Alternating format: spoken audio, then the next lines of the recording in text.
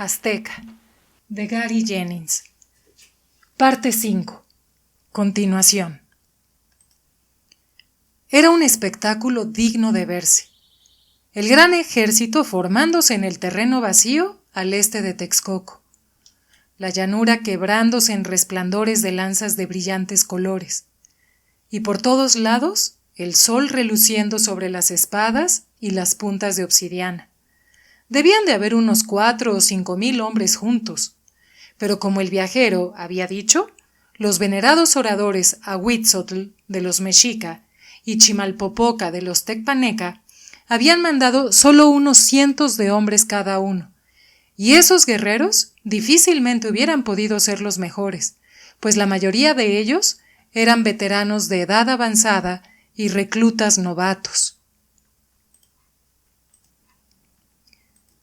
Con Nezahualpilli como jefe de batalla, todo era organización y eficiencia. Enormes banderas de plumas designaban a los contingentes principales entre los miles a Colúa y los pocos cientos de Tenochtitlán y Tlacopan. Banderas de tela multicolores marcaban las diferentes compañías de hombres bajo las órdenes de varios campeones. Las banderolas más pequeñas señalaban las unidades menores al mando de los oficiales Cuachintín. También había allí otras banderas alrededor, bajo las cuales se agrupaban las fuerzas no combatientes, aquellos que eran responsables de transportar la comida, el agua, las corazas y las armas de reserva, los físicos, los cirujanos y los sacerdotes de diversos dioses. Las bandas de tambores y trompetas que marchaban con el ejército, los destacamentos que limpiaban el campo de batalla, o sea, los acuchilladores y amarradores. Había sido desterrado de los dominios de Texcoco y amonestado en el aspecto de no tener nada que ver con sus asuntos. Aún así, me dije que pelearía por Nezahualpilli. Y no obstante, estaba avergonzado de la poca participación de los mexica en esa guerra, pues después de todo ellos eran mi gente. Así es que fui a ofrecer mis servicios voluntarios a su guía, el único mexica que comandaba el campo, un campeón flecha llamado Xococ. Xococ me miró de arriba a abajo y me dijo cínicamente: «Bien, por muy poca experiencia que tengas, por lo menos pareces mejor constituido físicamente que cualquiera de los que mandan aquí, excepto yo. Preséntate con el Cuachic Extlicuani».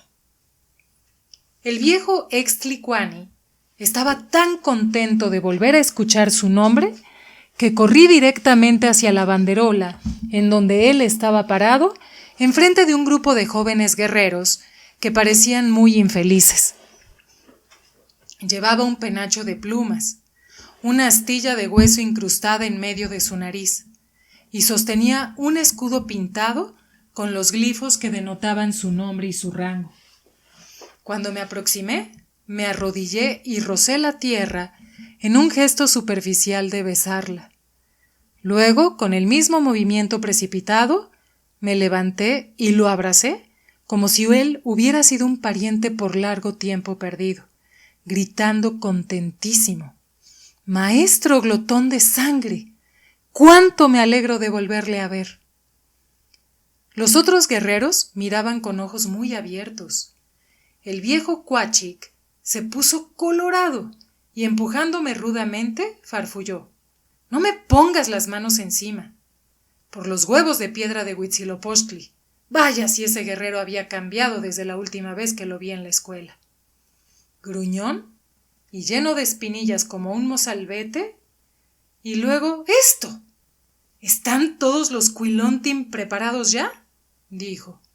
«¿Listos para hacer que el enemigo sea besado por la muerte?». «¡Soy yo, maestro!», grité. El campeón Xococ me dijo que me reuniera con su grupo. Me tomó algún tiempo el darme cuenta de que Glotón de Sangre debía de haber enseñado a cientos de muchachos de su tiempo de maestro. A él le tomó algunos momentos también buscarme en su memoria y finalmente encontrarme en algún remoto rincón de ella. Por supuesto, perdido en niebla, exclamó, si bien no con tanta alegría como yo había demostrado. ¿Estás destinado a mi grupo? ¿Entonces ya estás curado de tus ojos? ¿Ya puedes ver bien? Bueno, no, tuve que admitir. Él le dio una patada feroz a una pequeña hormiga. Mi primera acción activa en 10 años, jadeó. Y me pasa esto. Quizá los Quilontin serían preferibles. Ah, bien, perdido en niebla. Entra con el resto de mis ratones. Sí, maestro Quachik, dije con fragilidad militar.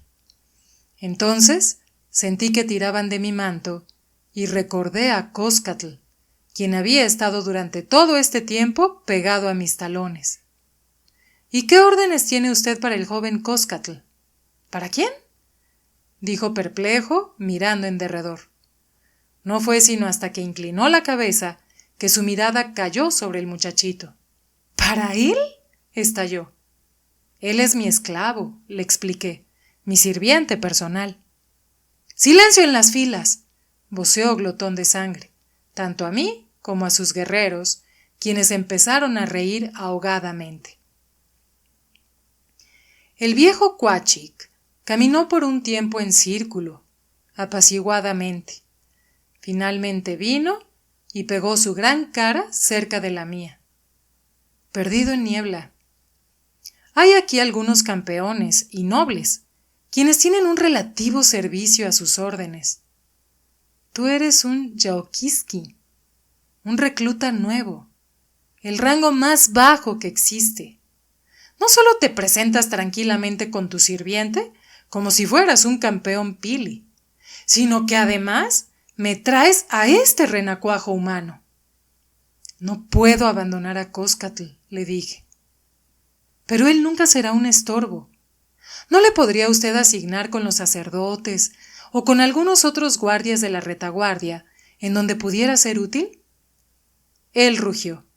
Y yo que creí que había escapado de esa escuela para entrar en esta bella y tranquila guerra. Está bien, renacuajo.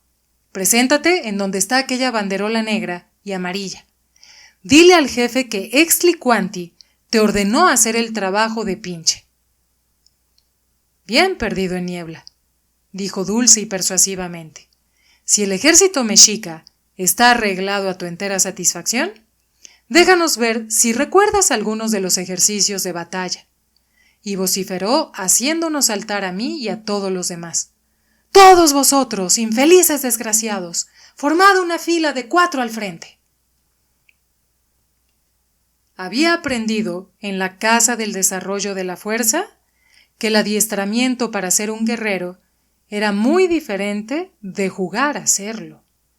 Sin embargo, en esos momentos aprendí que ambos, el adiestramiento y el juego, eran pálidas imitaciones de una guerra real. Solamente mencionaré una de las cosas más duras de soportar que los narradores de gloriosas historias de guerra fastidiosamente omitían: la suciedad y el mal olor. Ya sea jugando o en la escuela, después de un día de duros ejercicios, yo siempre había tenido el placentero alivio de un buen baño y sudar ampliamente en la casa de vapor. Allí no había tales facilidades. Al final de un día de instrucciones y ejercicios, estábamos sucios y así nos quedaríamos, apestando. Tuvimos que cavar hoyos para nuestras funciones excretorias. Me repugnaba mi propio olor fétido de sudor seco y de ropa sin lavar, tanto como el ambiente maloliente a pies y a heces. Yo miraba la suciedad y el hedor como uno de los peores aspectos de la guerra. En aquel tiempo, por lo menos, antes de que hubiera estado realmente en la guerra. Y había otra cosa también. Oí a los viejos guerreros quejarse de que aún en la estación normalmente seca, un guerrero podía caer en la cuenta de que Tlaloc maliciosamente haría de cualquier batalla y de cada una de ellas la más difícil y miserable, con una lluvia que empaparía totalmente a un hombre y le haría arrastrar los pies en el fango. Bien, pues estábamos en temporada de aguas, y Tlaloc nos enviaba una lluvia intermitente. Todos los días que pasamos familiarizándonos con nuestras armas y practicando los diferentes ejercicios y maniobras que esperábamos utilizar en el campo de batalla, seguía lloviendo, y nuestros mantos parecían pesos muertos de lo mojados que estaban. Nuestras sandalias se llenaban de fango, y nuestro humor era detestable cuando al fin salimos para Tlaxcala. Esa ciudad estaba a 13 largas carreras hacia el este y el sureste. Con buen tiempo hubiéramos podido hacer ese recorrido en 2 días a marcha forzada, pero habríamos llegado fatigados y sin aliento para dar la cara al enemigo, que no tenía nada que hacer más que sentarse a descansar mientras nos esperaban. Considerando todas esas circunstancias, Nezahualpilli ordenó que hiciéramos la caminata más despacio y la alargamos a 4 días de camino. Así por lo menos llegaríamos más o menos descansados. Los 2 primeros días marchamos directamente hacia el este, así es que nada más tuvimos que escalar y cruzar las más pequeñas cimas de las sierras de los volcanes que están hacia el sur, los altos picos llamados Tlaloctépetl, Ixtaccíhuatl y Popocatépetl. Entonces nos desviamos al sureste, en dirección directa hacia la ciudad de Tlaxcala. Todo el camino fuimos chapoteando entre el fango, excepto cuando nos resbalábamos y deslizábamos en el mojado terreno rocoso. Ese era el lugar más lejano en que jamás había estado antes, y me habría gustado ver el paisaje. Pero aunque mis ojos no hubieran estado limitados por mi corta visión, no habría podido verlo debido al perpetuo velo de lluvia. En aquella jornada no vi más que los pies de los hombres que caminaban delante de mí, arrastrándolos lentamente en el fango. No íbamos caminando bajo el solo peso de la coraza de batalla. Además de nuestro traje usual, cargábamos un pesado traje llamado tlamaitl, el cual usábamos para el tiempo frío o utilizábamos como abrigo en la noche. Cada hombre llevaba también una bolsa con pinoli hecho de maíz endulzado con miel y otra de cuero llena de agua. Cada mañana, antes de empezar la marcha y en el descanso del mediodía, mezclábamos el maíz con el agua para hacer una nutritiva comida de atoli, aunque muy ligera. En la parada de cada noche, teníamos que esperar a que los que cargaban las pesadas provisiones nos alcanzaran. Entonces, el jefe encargado del aprovisionamiento de tropas proveería a cada hombre con una substanciosa comida caliente, incluyendo una taza del pesado chocolatl, alimento nutritivo y reconfortante. Sin importar cuáles fueran sus otras obligaciones, Coscatl siempre me servía mi comida de la noche con sus propias manos, y se las arreglaba para conseguirme un poco más de la porción normal, o deslizaba alguna golosina robada. Algunos de los otros hombres de la compañía de Glotón de Sangre gruñían o se mofaban por la forma en que él me cuidaba. Así es que yo trataba débilmente de rehusar las cosas extras que Coscatl me traía. Él me amonestaba diciendo: «No es necesario que actúe noblemente y se niegue a sí mismo estas cosas, mi amo. Usted no está despojando a sus compañeros guerreros. ¿No sabe que los hombres mejor alimentados del ejército son aquellos que están más lejos del combate? Los cargadores, los cocineros, los que llevan los mensajes, y también son ellos los que más alardean de su valor. Yo solo quisiera que pudiera conseguir de alguna manera un cántaro lleno de agua caliente y traerlo aquí. Perdóneme, mi amo, pero usted apesta atrozmente». Poco después, en la tarde lluviosa y gris del 4.º día, cuando todavía estábamos como a una larga carrera de Tlaxcala, nuestros exploradores, que habían tomado la delantera, para espiar a las fuerzas tezcalteca que nos esperaban, regresaron rápidamente para dar su parte a Nezahualpilli. El enemigo no nos estaba esperando con toda su fuerza al otro lado del río, que tendríamos que cruzar. En tiempo seco, el río no era más que un arroyo poco profundo de aguas mansas, pero después de todos esos días de lluvias continuas, era un obstáculo formidable. Si bien no tendría más de una cadera de profundidad, corría de orilla a orilla a mucha velocidad y muy rudamente, tanto como el disparo de una flecha. La estrategia del enemigo era obvia. Mientras nosotros intentábamos vadear el río, con aguas arrastrando nuestras piernas, seríamos un buen blanco de movimientos lentos, incapaces de utilizar nuestras armas y de evitar las del enemigo.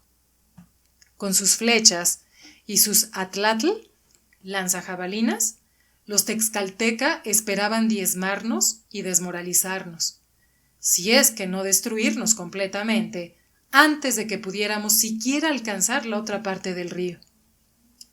Se dice que Nezahualpilli sonrió y dijo: «Muy bien. La trampa ha sido tan bien preparada, tanto por el enemigo como por Tlaloc, que no debemos desilusionarlos. Por la mañana caeremos en ella». Dio órdenes al ejército de hacer alto por la noche y permanecer en donde estaba, a una buena distancia todavía del río, y llamó a todos los comandantes tlamahuichiguantin, campeones, y cuachictin, oficiales, para reunirse con él y escuchar sus instrucciones para el día siguiente. Nosotros éramos simples guerreros sentados, agachados o recostados sobre el terreno empapado, mientras el jefe de cocineros empezaba a preparar nuestra comida de la noche, una especialmente abundante, ya que no tendríamos tiempo de comer ni siquiera atoli a la mañana siguiente. Los encargados de las armas las desembalaron y las colocaron a mano, para irlas distribuyendo al día siguiente conforme se fueran necesitando. Los tamborileros retiraron los cueros de sus tambores, que se habían reblandecido por la humedad. Los físicos y los sacerdotes capellanes prepararon respectivamente sus medicinas e instrumentos de operación, sus inciensos y sus libros de encantamientos. Así ellos estarían listos mañana, lo mismo para atender las heridas como para escuchar, en favor de la que come suciedad, las confesiones de los moribundos. Glotón de Sangre regresó de la gran conferencia cuando apenas se nos acababa de servir nuestra comida y chocolatl. Él nos dijo: «Cuando hayáis comido, os pondréis vuestros trajes de batalla y cogeréis las armas. Luego, cuando la oscuridad haya caído, nos moveremos para asignar las posiciones y dormiremos allí, ya que debemos de estar despiertos temprano». Después de comer, nos explicó el plan de Nezahualpilli. Al amanecer, una tercera parte del ejército, en formación precisa, acompañada de tambores y trompetas, marcharía hacia el río y daría la cara al enemigo, como si ignorara cualquier peligro que le esperara al otro lado del río. Cuando el enemigo atacara, nuestros guerreros se dispersarían y chapotearían alrededor, para darle impresión de sorpresa y confusión. Cuando la lluvia de proyectiles se volviera intolerable, nuestros guerreros se volverían y huirían hacia el lugar de donde habían partido, pareciendo indisciplinados y cobardemente vencidos. Nezahualpilli creía que los texcalteca serían engañados con eso, y los perseguirían tratando de dar caza incautamente al enemigo, excitados por su triunfo aparentemente fácil, de tal manera que no les dejaría pensar en la posibilidad de un engaño. Mientras tanto, lo que quedaba de su ejército estaría esperando escondido entre las rocas, arbustos y árboles a los dos lados del camino que corría a todo lo largo hacia el río. Ninguno de sus hombres, sin embargo, se dejaría ver o utilizaría su arma hasta que nuestras fuerzas en retirada hubiesen atraído completamente a todo el ejército texcalteca a través del río. Los texcalteca correrían a lo largo de ese corredor como lo harían entre murallas de guerreros escondidos.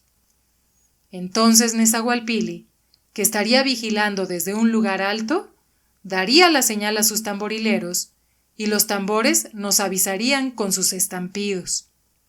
Nuestros hombres emboscados a ambos lados del camino se levantarían y las paredes del corredor serían cerradas, atrapando al enemigo en medio de ellas.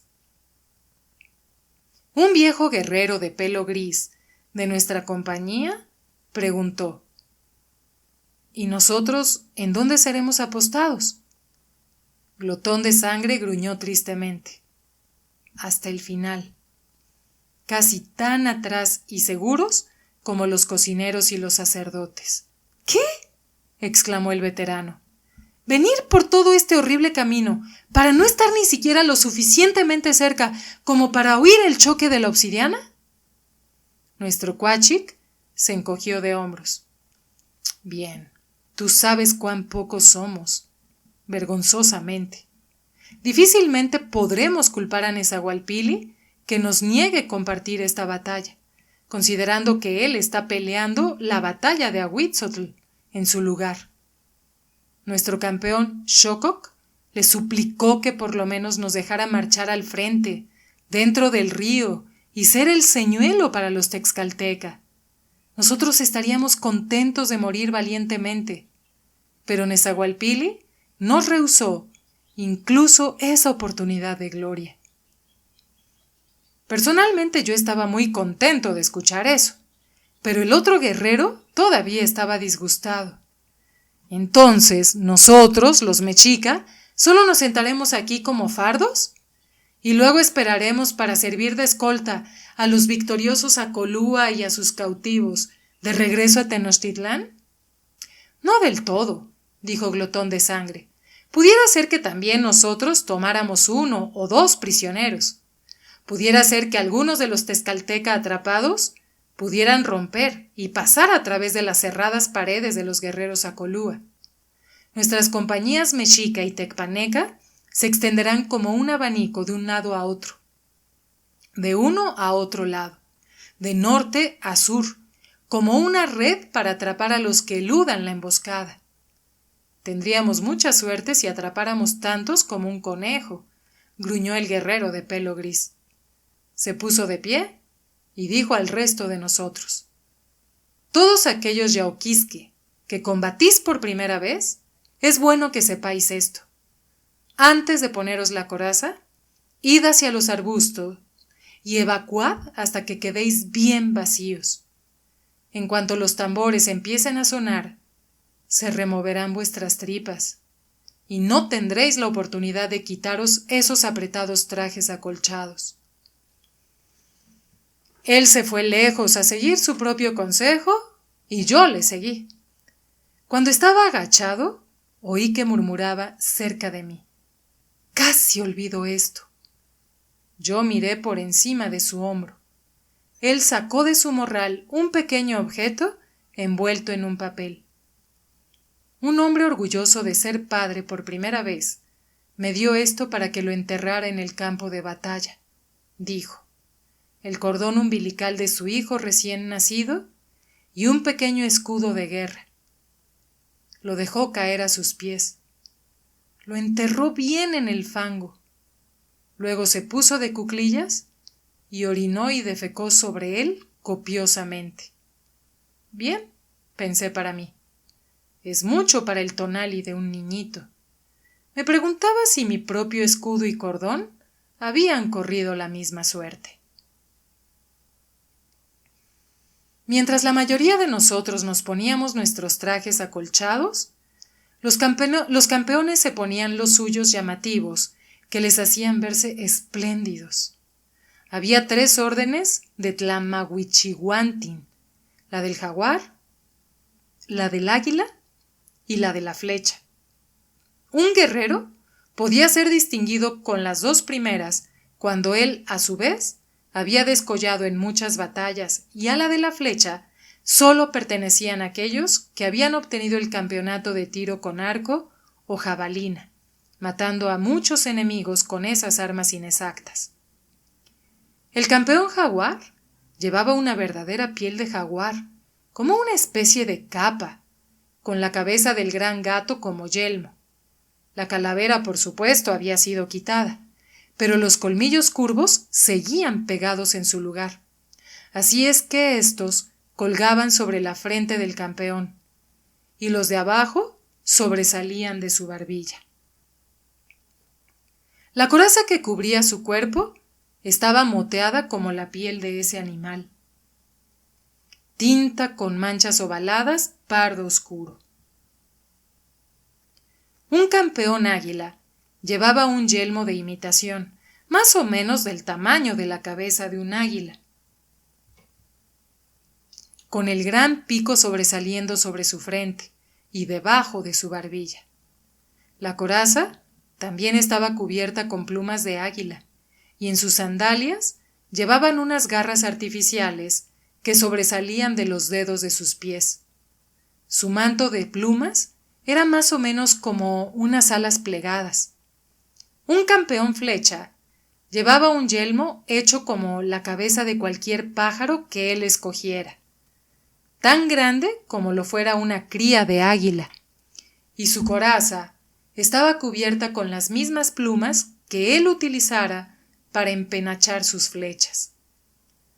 Todos los campeones llevaban escudos de piel, madera o mimbre, cubiertos con plumas, pero éstas estaban trabajadas en forma de mosaicos de gran colorido, y cada campeón llevaba diseñado el glifo de su nombre en su escudo. Muchos campeones habían adquirido tal renombre por su heroísmo y valor que llegaban a ser conocidos aún por los guerreros de las naciones enemigas. Así es que era un acto de osadía el que ellos fueran a la batalla ostentando sus nombres en sus escudos, ya que éstos podían ser vistos por cualquier guerrero enemigo, quien estaría ansioso de enaltecer su propio nombre como el hombre que aventajó al gran Shokok, o el que fuere. Nosotros los Yauquisque portábamos escudos sin adorno, y nuestra coraza era uniformemente blanca, hasta que llegaba a ser uniformemente fangosa. No se nos permitía llevar blasones, pero algunos de los hombres más viejos se ponían brillantes plumas entre sus cabellos o veteaban sus caras con listas pintadas para significar que por lo menos esa no era su primera batalla.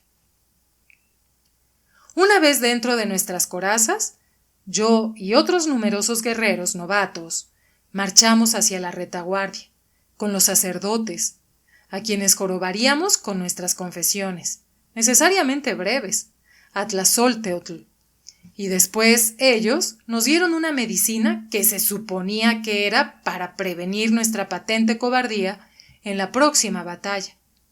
Yo en realidad no creía que cualquier cosa que tragara podría apaciguar el miedo que existía en mi recalcitrante cabeza y en mis pies. Pero obedientemente tomé mi sorbo de poción, agua fresca de lluvia mezclada con arcilla blanca, poderosa amatista, hojas de cáñamo, flores de matacán, planta del cacao y orquídea campana. Cuando regresamos a reunirnos con el grupo bajo la bandera de Shokok, el campeón mexica nos dijo: «Sepan esto, el objeto de la batalla de mañana es tomar prisioneros para ser sacrificados a Huitzilopochtli.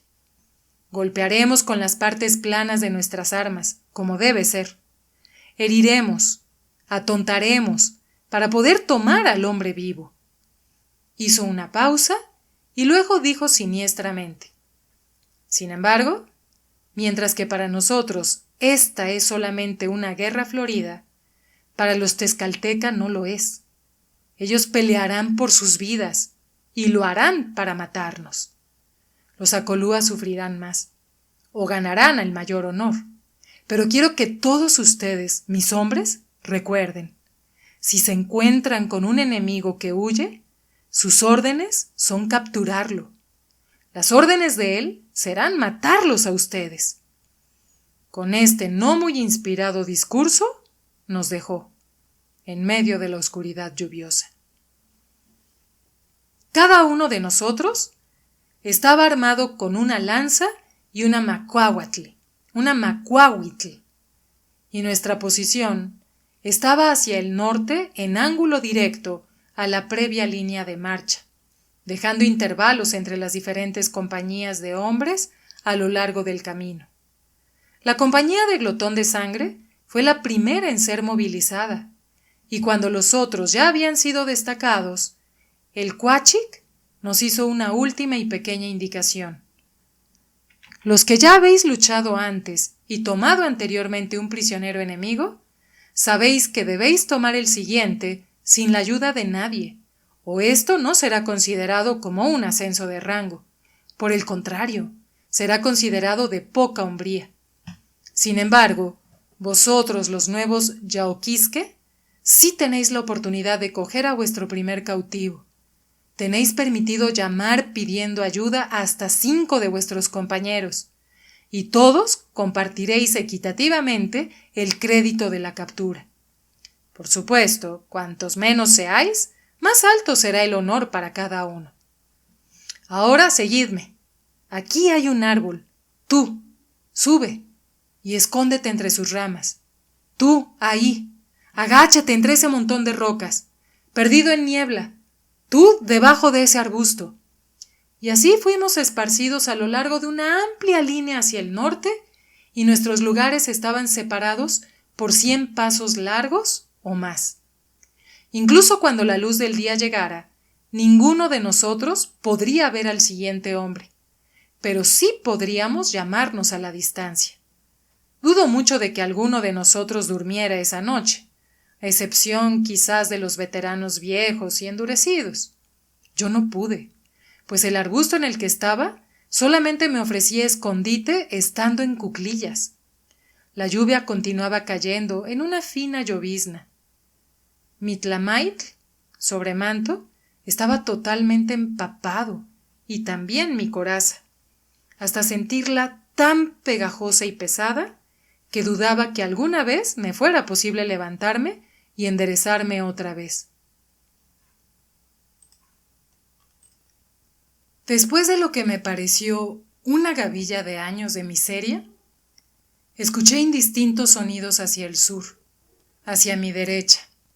El cuerpo principal de las tropas de los Acolúa se estaría preparando para movilizarse, algunos emboscándose y otros para hacer frente a los Texcalteca.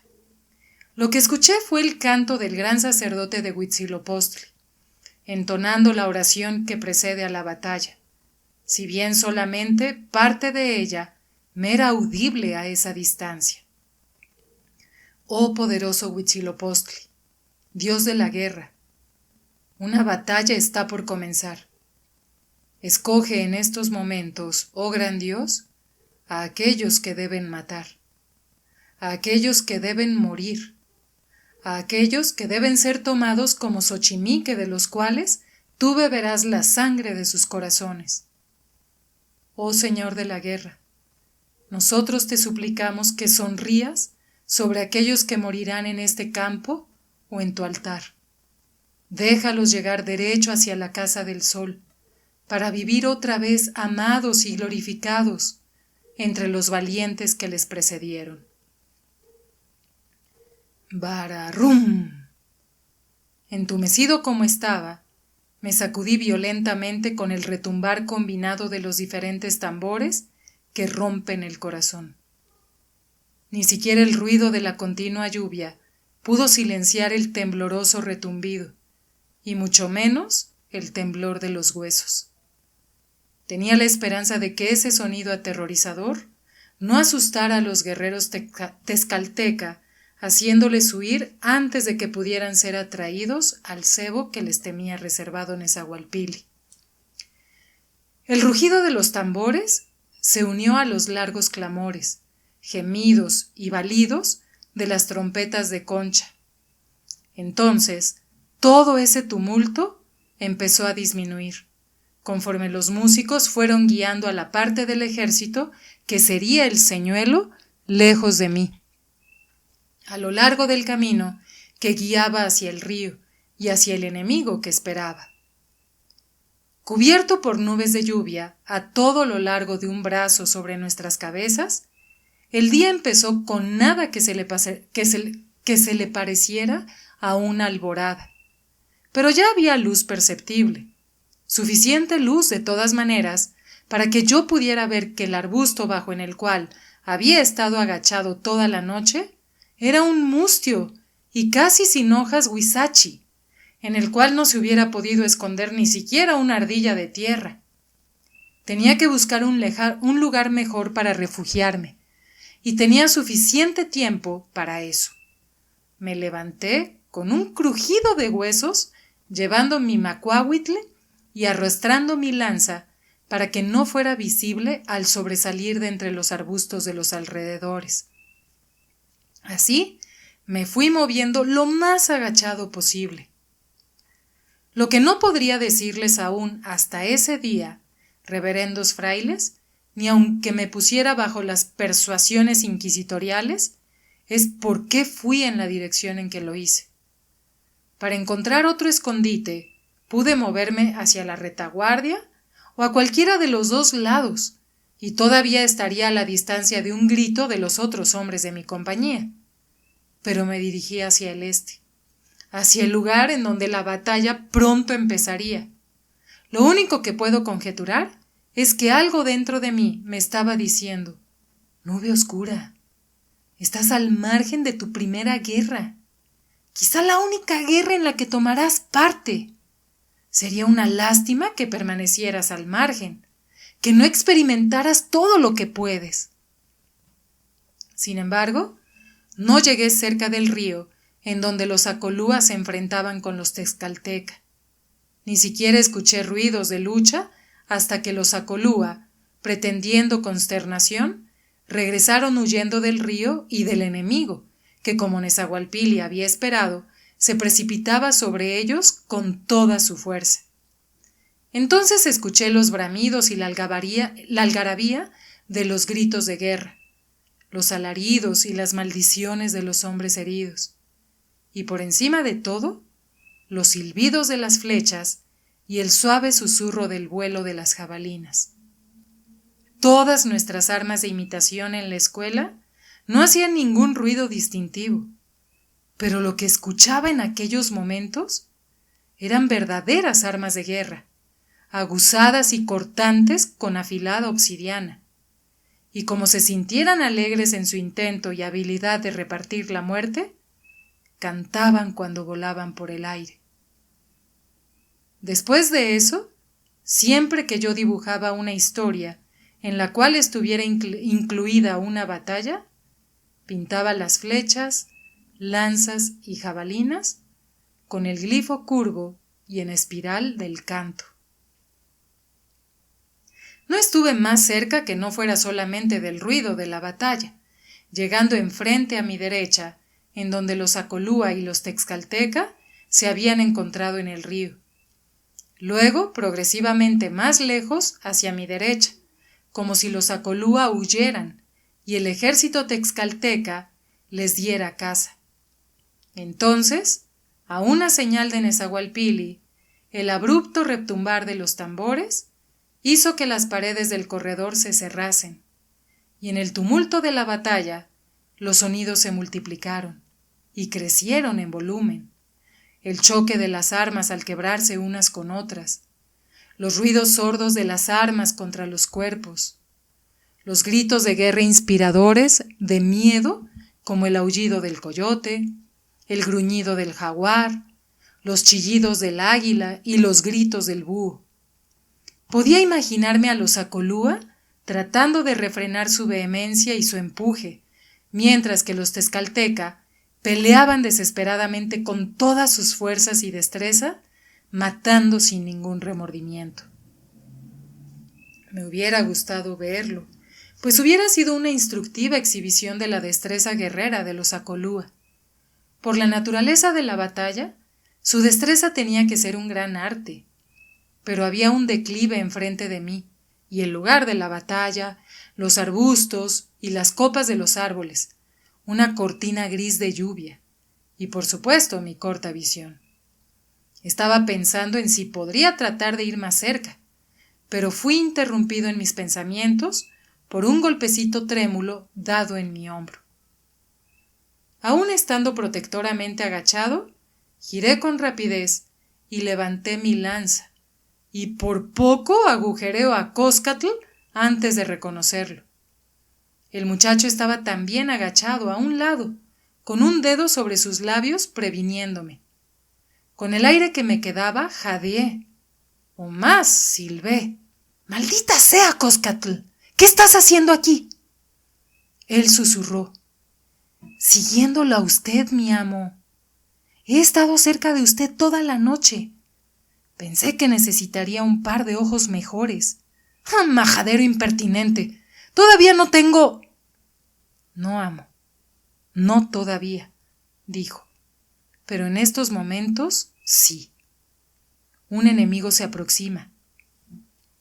Él le hubiera visto antes de que usted pudiera verlo a él. ¿Qué? ¿Un enemigo? Me agaché todavía más. Sí, mi amo.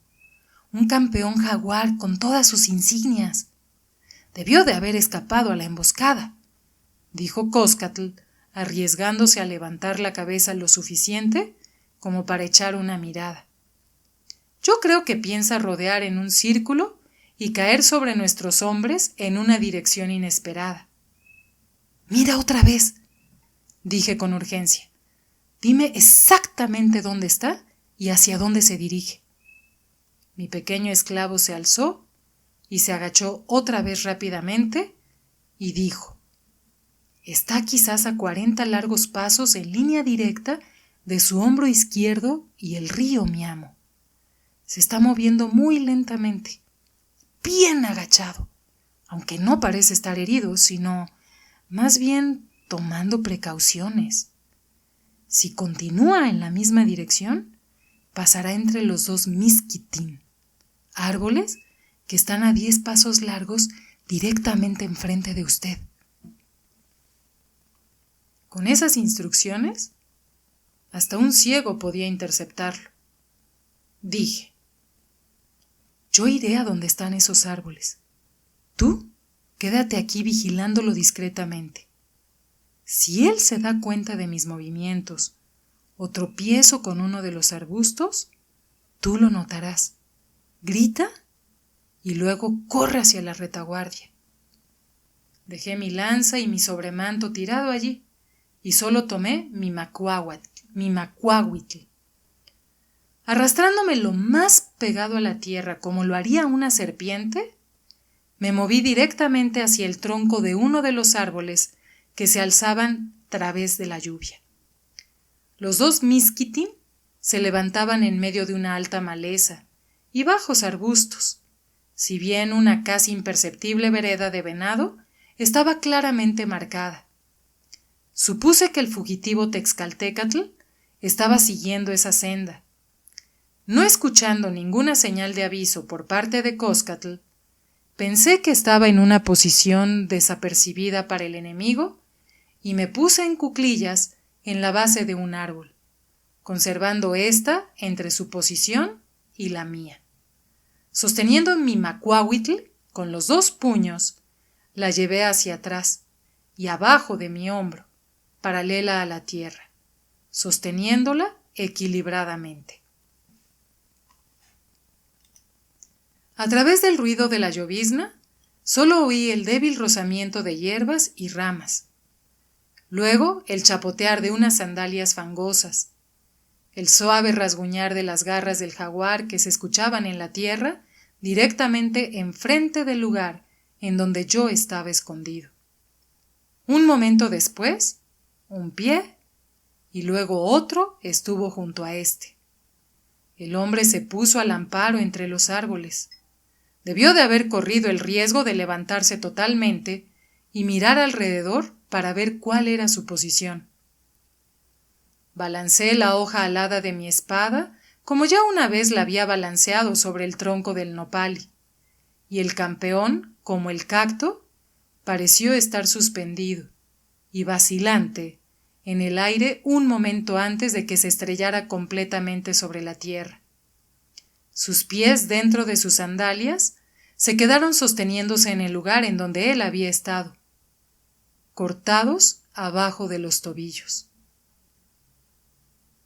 En un momento estuve sobre él, pateando lejos su macuahuitl que él todavía empuñaba y extendiendo la parte no afilada de mi espada contra su garganta, mientras jadeaba diciendo las palabras rituales de un captor a su cautivo. En mi tiempo, nosotros no decíamos ninguna cosa tan cruda como «Usted es mi prisionero».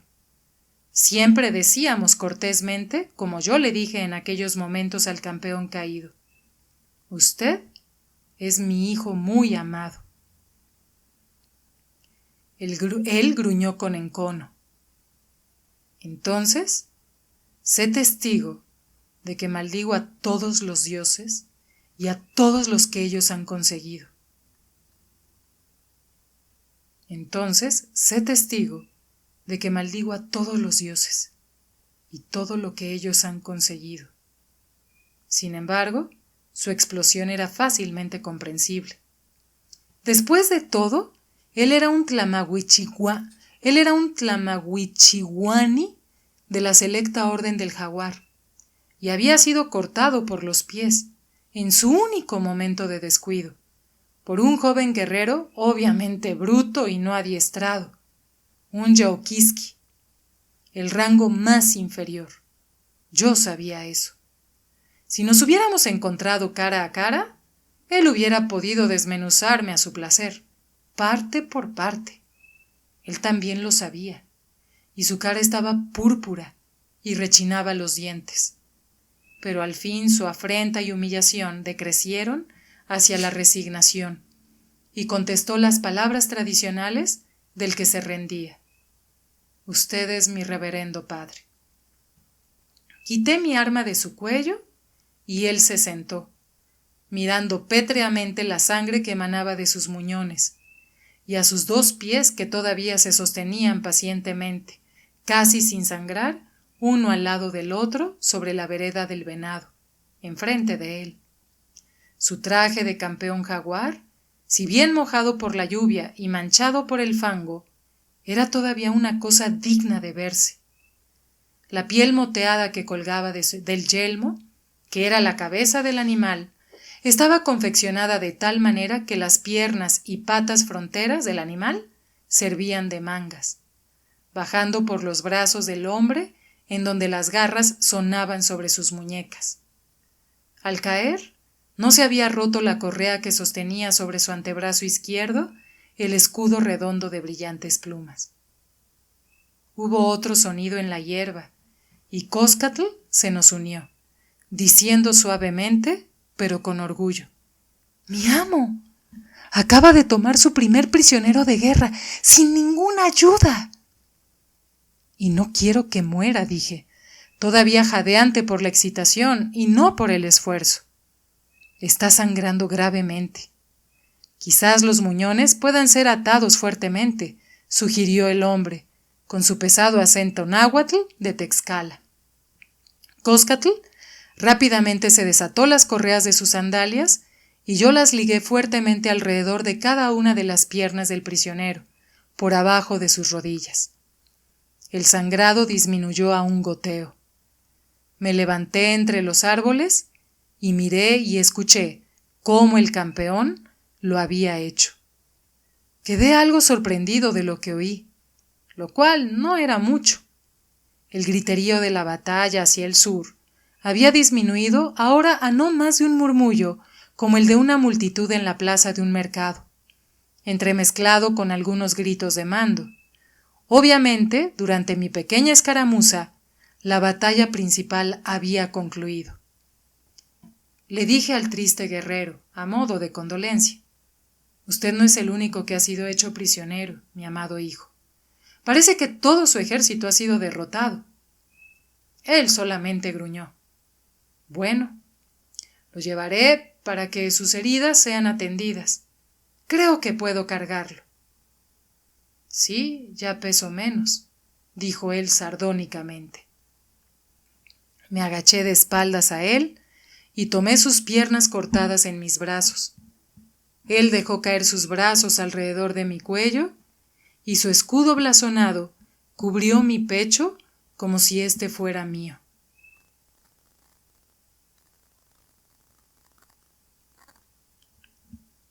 Me levanté y me tambaleé ligeramente. Coscatl ya había traído mi manto y mi lanza, y en esos momentos estaba recogiendo mi escudo de mimbre y mi macuahuitl cubierta de sangre. Tomando todas esas cosas bajo sus brazos, él recogió los pies amputados, llevando cada uno en una mano, y me siguió mientras yo me bamboleaba a través de la lluvia. Caminé afanosamente hacia el sur, hacia los murmurantes sonidos, en donde la batalla finalmente había terminado, y en donde se suponía que nuestro ejército estaría poniendo en orden la confusión resultante, haciendo que sus unidades se volvieran a formar, juntando a los cautivos texcalteca, ajustando las contingencias de ambos lados, disponiendo de los muertos y, en general, disponiéndose para regresar en desfile triunfal. A medio camino de ahí, encontré a varios miembros de mi compañía, ya que Glotón de Sangre los había estado llamando, haciéndoles salir de los lugares en donde habían estado en la noche, para marchar atrás del cuerpo principal del ejército. ¡Perdido en niebla!, me gritó el Cuachic. ¿Cómo te atreviste a desertar de tu puesto? ¿En dónde has...? Entonces sus rugidos se callaron, pero su boca permaneció abierta tanto como sus ojos. ¡Que sea condenado a Mictlán! Mirad lo que el tesoro de mi estudiante ha traído. Debo informar al comandante Shokok. Y dando la vuelta, se fue. Los otros guerreros, mis compañeros, me miraban a mí y a mi trofeo con pasmo y envidia. Uno de ellos me dijo: «Te ayudaré a cargarlo». Perdido en niebla. «No», jadeé, y fue la única palabra que pude decir. Nadie reclamaría compartir el crédito de mi captura. Y así yo, llevando al taciturno campeón jaguar, seguido por el jubiloso Coscatl, escoltado por Shokok y Glotón de Sangre, orgullosamente dando grandes zancadas uno a cada lado de mí, llegué finalmente al cuerpo principal de los dos ejércitos, al lugar en donde la batalla había concluido. De un palo alto estaba colgando la bandera de rendición de los texcalteca, un cuadrado ancho de malla de oro, que parecía una pieza de red dorada para coger peces. La escena no era de celebración, ni siquiera de tranquilo regocijo por la victoria. Aquellos guerreros, de ambos ejércitos, que no habían sido heridos o que estaban ligeramente heridos, yacían alrededor en posturas de extrema extenuación. Otros, tanto Acolúa como Texcalteca, no estaban acostados, sino retorciéndose y contorsionándose, y de ellos salía un coro desigual de gritos y lamentos de ¡ya! ¡ya! ¡ya! ¡ya! ¡auya! Mientras los físicos se movían alrededor de ellos con sus medicinas y ungüentos, y mientras que los sacerdotes murmuraban sus oraciones.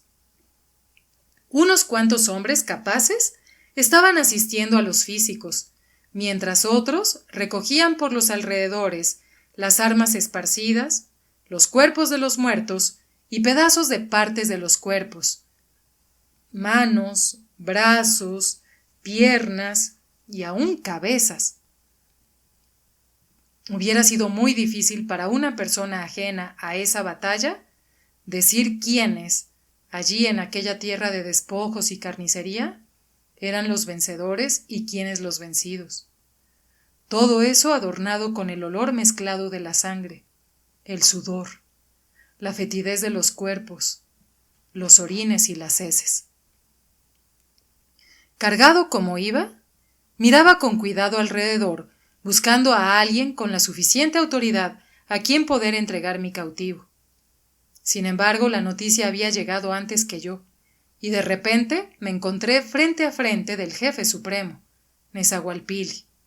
Estaba vestido como debía estarlo un güey tlatoani, con un inmenso penacho de plumas en abanico y una larga capa de plumas multicolores. Pero debajo de todo eso, él llevaba la coraza acolchada y emplumada del campeón águila, y ésta estaba salpicada con manchas de sangre. Él no había estado solamente dirigiendo la batalla, sino que se había unido a ella para pelear. Xococ y Glotón de Sangre respetuosamente se quedaron a unos pasos detrás de mí, cuando Nezahualpilli me saludó con una mano en alto. Con gran alivio, deposité a mi cautivo en tierra e hice un gesto cansado de presentación, diciendo con lo último que me quedaba de aliento: mi señor, Este es mi muy amado hijo. Y dijo el campeón jaguar con ironía, inclinando su cabeza hacia mí, este es mi reverendo padre, Mixpatzinco, señor orador. Bien hecho, Mixtli, dijo Nezahualpilli, Ximopanotli, campeón jaguar Tlahuicolotl. Yo te saludo, viejo enemigo, dijo mi prisionero a mi señor. Esta es la primera vez que nosotros no nos encontramos con la obsidiana relampagueando entre nosotros en la batalla. Y la última vez, según parece, dijo el güey tlatoani, arrodillándose junto a él compasivamente. Es una lástima. Te extrañaré. Ah, qué duelos tan portentosos tuvimos tú y yo. En verdad no puedo recordar alguno que no haya terminado en empate o interrumpido por alguno de nuestros inferiores, suspiró. A veces es tan triste perder a un buen adversario que ha llegado a ser un héroe, tanto como perder a un buen amigo. Yo escuchaba esta conversación con cierto asombro. No se me había ocurrido antes notar la divisa de plumas trabajadas en el escudo de mi prisionero, Tlahuicolotl. Su nombre, que quería decir escorpión armado, no significaba nada para mí, pero obviamente era famoso en el mundo profesional de los guerreros. Tlahuicolotl era uno de esos campeones de los que ya he hablado, un hombre cuyo renombre era tanto que lo traspasaba al hombre que finalmente lo vencía.